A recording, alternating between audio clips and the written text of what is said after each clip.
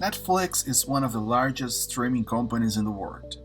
Not too many people know, but the company started by sending DVDs through the mail and changed the business model until it became the service that we use today. Netflix was founded by Mark Randolph and Reed Hastings in 1997 and quickly became a direct competitor of Blockbuster. Unlike Blockbuster, Netflix evolved and was able to create a solid business through the internet and now operates in more than 190 countries and has more than 150 million users. In today's video, we will learn more about Netflix's business model. If you like this kind of content, feel free to check our business model library at bizstrategy.tech, first link here in the description. To start, let's use the business model canvas to analyze Netflix's business model. The company's customer segment is based on the mass market. This means that the value proposition focuses on a uniform group of customers with similar needs. Netflix's value proposition revolves around accessibility, as users can watch whenever and whatever they want. Other points are the large catalog library, the price, and the quality content. To deliver the value proposition to customers, Netflix uses three main channels: the app, the website, and partner devices such as smart TVs that comes with the Netflix app installed.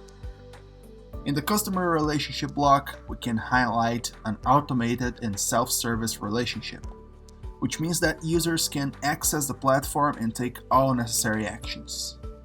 Another point about Netflix's business model is the personalized relationship. Through its recommendation algorithm, Netflix learns users' behavior and recommends movies and series, increasing the time users spend at the platform. As revenue source, Netflix primarily has subscription revenue from paid plans, which vary according to the number of streams and image quality. Recently, Netflix started a pilot project to run ads on the platform, so Netflix also earns money from ads. In the key activities block, Netflix has the platform development, research and development, the content licensing, and the content production, since the company started producing their own movies and series in 2013. In the key resources block, we have the technology platform, the recommendation algorithm that we just mentioned, the user base, and the content library. In the key partners block, Netflix has the studios, either to license third-party content or to record their own content. We can also mention electronic manufacturers that include the Netflix app in some devices, such as smart TVs.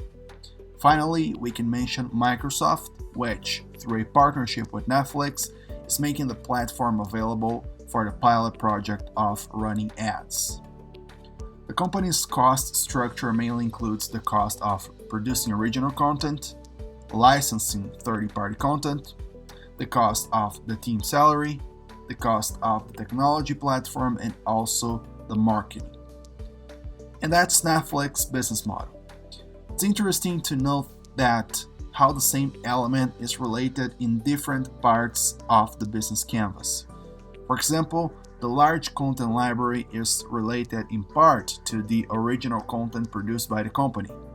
These contents are often produced with the help of partners, and of course, that translates into a cost of the company. If you enjoyed this analysis, consider subscribing to the channel to understand more about business models.